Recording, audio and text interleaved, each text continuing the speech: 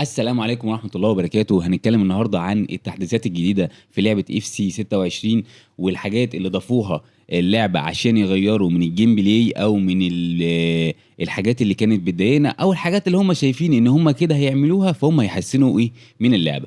بداية كده تعالى نتكلم عن اول حاجة وهي ايه، وهي البلاي ستايلز. البلاي ستايلز هنا لعبه في اف سي 26 غيروا بلاي ستايلز هم كانوا شايفين انها ملهاش لازمه، واحنا برضو كنا شايفين ان هي ملهاش لازمه. زي ايه؟ شالوا مثلا بلاي ستايل زي الباور هيدر ده اللي انا اصلا يعني انا ما فهمتش هو الباور هيدر ده كان ايه. يعني هو لاعب بيشوط الكوره بدماغه بشكل قوي، بس انا عمر ما حسيت ان هي كانت مفيده. ما كنتش بستغلها، ما كانتش بتخليني اروح اختار لاعب معين عشان هو عنده باور هيدر او كده. انا بالنسبه لي كان البلاي ستايل ده ملوش لازمه. وشالوا برضو الاريال. انا شايف ان اريال اصلا في مشكله، يعني هو حته ان لاعب يبقى بلاي ستايل بتاعه الهاي جامب، فان هو يركب على اللاعب اللي جنبه وخلاص ودي رأسيه خلاص كده الموضوع انتهى، زي فان دايك زي بتاع. كان بصراحه الموضوع كان متعب قوي. في حاجه تانية، في ابديت جديد هيتقال عليه الموضوع ده. شالوا الترافيلا، وده طبعا ده بيج ابديت بالنسبه لنا، لان احنا اصلا يعني الترافيلا يا جدعان خلاص، يعني احنا اتهرينا ترافيلا بقالنا كام سنه. سواء سنه 2024 2025 اللعيبه اللي بتعمل ترافيلا ومبوظنا الدنيا، وكل شويه لاعب يخش لك يقطم لك لجوه ويعمل واحده ترافيلا في البعيده خضره، والحارس بقى ايده ايه مقطوعه وما بيعرفش يجيبها. ده بيج ابديت وده مهم جدا. عندنا بقى الفلير، وده بلاي ستايل ملوش اي لازمه، عباره عن اللاعب بيباص الكوره بشكل حلو بيشوط الكوره بشكل حلو. الكلام ده كله احنا مش عايزين شكل حلو. اكيد طبعا عايزين شكل حلو، بس هو بلاي ستايل مش مفيد. يعني ممكن حاجه تبقى اضافه زياده مع حاجه تانية، بس ان هو بلاي ستايل لوحده واخد يعني مكان بلاي ستايل، انا شايف ان هو كتير قوي عليه. زودوا ايه بقى مكان البلاي ستايلز دول؟ زودوا عندنا بقى الاريال فورتريس.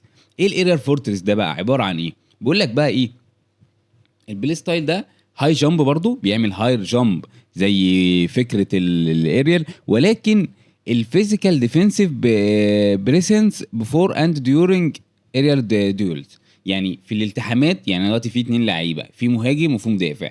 البلاي ستايل ده هو بلاي ستايل بتاع مدافعين، حتى حاطين هنا ورا كلمه علامه الكوره في علامه ديفنس، ان هو البلاي ستايل ده هيبقى كويس جدا في الالتحامات، ومش مجرد ان هو ايه بيعمل هاي جامب.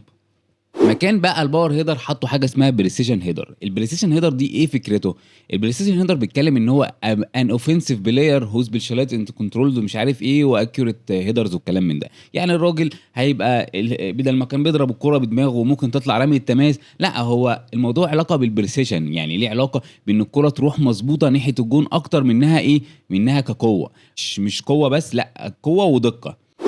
نيجي بقى بعد كده انفنتيف دي اللي هو ايه بقى؟ ده ترافيلا صح؟ لا ما هو مش ترافيلا بس. الموضوع ده متقسم حاجتين. هم خدوا الترافيلا البلاي ستايل بتاع الترافيلا القديم اللي هو كان خانق الناس وبدا يضايق الناس كتير قوي، خصوصا لو انت مثلا ايه لاعب مستواك متوسط مش عالي قوي، مش في الهاي ليفل بتاع الناس، فهو بدا يضايقهم شويه. فهو عمل ايه بقى؟ خد البلاي ستايل بتاع الترافيلا ده وقسموا لحاجتين. قسموا لفانسي اند ترافيلا باسز. يعني ايه؟ يعني الترافيلا ده بقى اللي هو بشكل الباصات بتاعته شكلها حلوه، مش مجرد ان هو ايه. شفت انت مثلا لما تكون انت مزنوق في مكان او كده، واللاعب بتاعك انت عايزه باص كوره للاعب التاني، بس هو ايه في لاعب تاني عامل حاجز بينهم، يعني اللاعب المدافع عامل، فالكرة ايه بتروح بشكل كيرف كده، زي حركات مثلا ايه، زي الباصات اللي بيعملها لامين يامال للاخ رافينها اللي حطوا بها 90 جون السنه اللي فاتت. فهو الانفنتيف ده ليه علاقه بالباصات بس مش بالشوط. حلو. بعد كده بقى عندنا الجيم تشينجر ده عباره عن ايه؟ عباره عن الترافيلا بس في حاله الشوط. ازاي؟ بيقول لك هنا ايه، فانسي اند ترافيلا شوتس ار بيرفورم ويز امبروفد اكيورسي. كنت شايفه ان الترافيلا ما يتشالش خالص، لان هو موجود في كره القدم. لعبه اف سي هي فوتبول سيميوليتور، فما ينفعش تشيل مثلا بلاي ستايل مهم زي ده موجود اصلا في الحقيقه وفي الحياه الواقعيه واللي انت تلغيه خالص.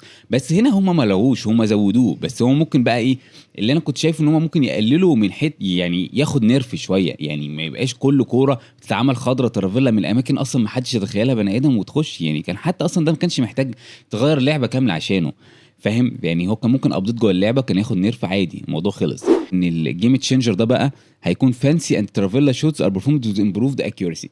الكوره شكلها حلو، حلو، وفي نفس الوقت ترافيلا فهتبقى ايه الدقه بتاعتها عاليه. طبعا بقى في فرق ما بين البلاي ستايل عادي والبلاي ستايل بلس. البلاي ستايل بلس بيحطوا ان هو جريتلي امبروفد، وهنا بيحطوا لك ايه امبروفد بس. ده اخر بلاي ستايل معانا هو الانفورسر.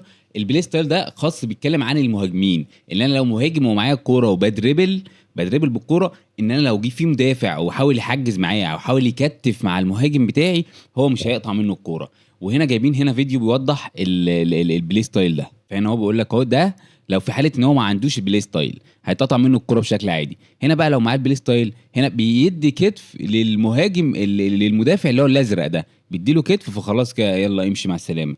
وهنا الاتنين هيبقى رخم شويه وبس. هو يعني بلاي ستايل هيساعد شويه في حته ايه لو انت واحد بتحب تلعب بالمهاجمين التقال، يعني مثلا هاري كين زي هالاند زي الناس دي مؤخرا في اللعبه ما كانوش لهم يعني، كان دايما سعرهم قليل. فيفا 25 كان سعرهم رخيص جدا، ما كانوش احسن مهاجمين بسبب حته ان هم ايه هم ما عندهمش اجيليتي، هم تقال ما بيلفوش معاك.